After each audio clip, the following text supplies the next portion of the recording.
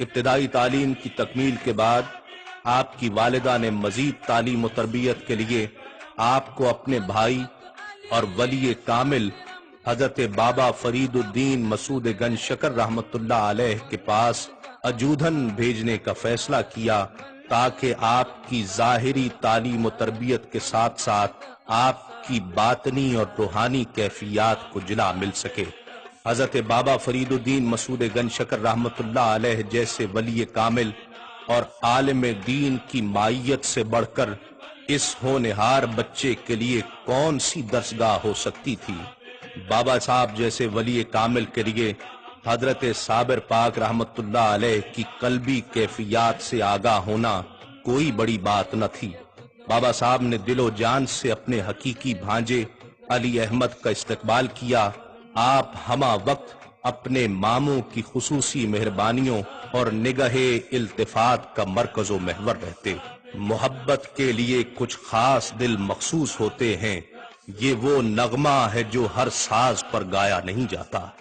اجودھن میں بابا صاحب کی سرپرستی میں آپ نے عربی اور فارسی کی مزید تعلیم حاصل کی۔ بابا صاحب کا ارشاد ہے کہ میں نے علی احمد کو 3 سال تک علوم ظاہری کی تعلیم دی اور اس عرصہ میں علی احمد نے اتنا کچھ سیکھ لیا کہ دوسرے بچے 6 سال میں نہیں سیکھ سکتے۔ بابا صاحب اس بچے کی باطنی کیفیات سے خوب واقف تھے اور جانتے تھے کہ علی احمد پر اللہ رب العزت کا وہ عظیم روحانی فضل ہونے والا ہے جو اولیاء کاملین کے لیے خاص ہے۔ 25 شوال سن 603 ہجری بروز جمعرات بعد نماز عصر حضرت صابر پاک رحمت اللہ علیہ نے حضرت بابا صاحب رحمت اللہ علیہ کے دست حق پرست پر بیعت کی سعادت حاصل فرمائی۔ اس وقت حضرت صابر پاک کی عمر محض 11 سال تھی۔ یہ وہ لمحہ تھا کہ جس سے حضرت صابر پاک کی ریاضت اور مجاہدے کو ایک نئی جہت اور سمت عطا ہونی تھی۔ یہ خیال کر کے کہ کسی سے مانگنا آپ کی عادت نہیں ہے، حضرت بابا فرید الدین مسعود گنج شکر رحمت اللہ علیہ نے لنگر خانے میں لنگر تقسیم کرنے کی تمام تر ذمہ داریاں آپ کو سونپ دیں۔ درویشوں، مسکینوں اور مہمانوں کی خاطر مدارات اولیاء کاملین کا شیوا رہا ہے۔ یہی حضرت صابر پاک خود تو فاقہ کشی کرتے رہے اور دوسروں کو کھانا کھلاتے رہے۔ یہ خیال کہ مرشد نے لنگر تقسیم کرنے کا حکم دیا ہے، لنگر کھانے کا حکم نہیں دیا، صرف خیال نہیں، معراج خیال ہے۔ آپ نے 12 سال مرشد کے حکم کی تعمیل دل و جان سے فرمائی اور لنگر تقسیم فرماتے رہے، لیکن اس لنگر سے ایک دانہ بھی اپنے منہ میں نہ ڈالا۔ روزانہ روزے سے رہتے، 2 3 دن گزر جاتے۔ جب بھوک کی شدت برداشت سے باہر ہو جاتی تو افطار کے وقت جنگل کی طرف نکل جاتے اور پھل اور درختوں کی پتیوں سے افطار فرماتے اور نماز مغرب کے بعد پھر تقسیم لنگر کی خدمت پر حاضر ہو جاتے۔ اس قدر ریاضت و مجاہدات کیے کہ ایک لمحہ بھی اپنے جسم مبارک کو آرام نہ دیا اور نوبت یہاں تک پہنچ گئی کہ جسم لاغر اور کمزور ہو گیا۔ یہ حالت دیکھ کر ایک دن حضرت بابا صاحب رحمت اللہ علیہ نے حضرت صابر پاک رحمت اللہ علیہ کو اپنے پاس بلایا اور کمال شفقت سے دریافت فرمایا کہ علی احمد، تم لنگر تقسیم کرتے ہو یا خود بھی کچھ کھاتے ہو؟ تو آپ نے جواب میں عرض کیا کہ آپ کی اجازت کے بغیر میری کیا مجال کہ لنگر میں سے ایک دانہ بھی کھاتا۔ آپ کا یہ جواب سن کر حضرت بابا صاحب آپ کے اس کمال صبر سے بے انتہا خوش ہوئے اور فرط جذبات سے آپ کی آنکھوں سے آنسو رواں ہو گئے۔ آپ نے علی احمد کو اپنے سینے سے لگا لیا اور فرمایا، ہمارا علی احمد صابر ہے، اور نعمت باطنی سے سرفراز فرمایا۔ اسی روز سے آپ کا لقب صابر قرار پایا۔ بابا صاحب نے مزید فرمایا کہ انشاءاللہ دونوں جہان اسے صابر کے نام سے یاد کریں گے۔ آپ کو اللہ رب العزت نے جلالی طبیعت عطا فرمائی تھی بابا صاحب فرماتے ہیں کہ ہمارا صابر شمشیر برہنہ کے مثل ہے، اگر کوئی ذرا بھی اس کی شان میں بے مرتکب ہوگا خاک ہو جائے گا۔ آپ فنا فی اللہ کے منصب پر فائز تھے، ہمہ وقت کیفیت جذب اور عالم استغراق میں رہتے، اطراف و اکناف سے بے خبر جمال الہیہ میں مستغرق رہتے۔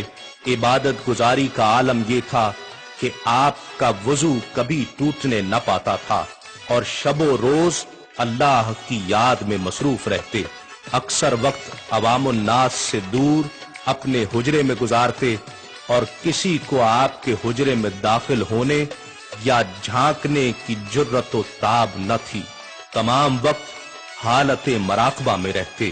ایک روز آپ کی والدہ ہرات سے وجوداً پاک پتن تشریف لائیں، بیٹا جوان ہو گیا تھا، ماں کے دل میں بیٹے کے سر پر سہرا سجانے کی خواہش جنم لے رہی تھی۔ ماں نے اپنے بیٹے کے لیے اپنے بھائی حضرت بابا فرید الدین مسعود گنج شکر رحمت اللہ علیہ سے ان کی بیٹی کا رشتہ مانگا۔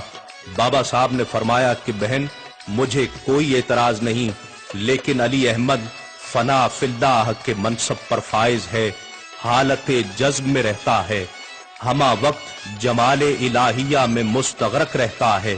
ماں کا دل ان کیفیات کو نہیں سمجھ رہا تھا، وہ تو ہر ماں کی طرح بیٹے کو فقط دولہا بنا دیکھنا چاہتی تھی۔ ماں نے بابا صاحب سے عرض کی کہ میرا بیٹا یتیم ہے، اسی لیے آپ اپنی بیٹی دینے سے پہلو تہی کر رہے ہیں۔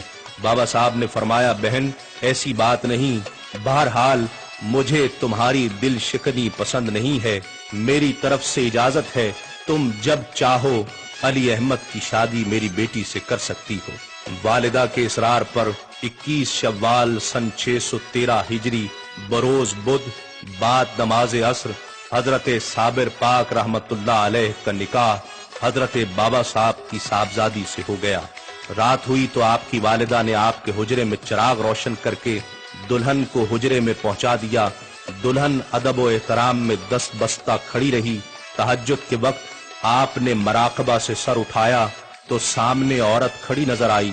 پوچھا کون ہو اور یہاں کیوں کھڑی ہو؟ دلہن نے جواب دیا میں آپ کی زوجہ ہوں اور آپ کی خدمت گزاری کے لیے حاضر ہوں۔ آپ نے فرمایا میرا اللہ وحدہ لا شریک ہے، اس کی کوئی بیوی نہیں اور میں اس کا بندہ ہوں اور اس کے جمال میں مستغرق ہوں۔ یہ فرما کر آپ پھر مراقبہ میں مشغول ہو گئے۔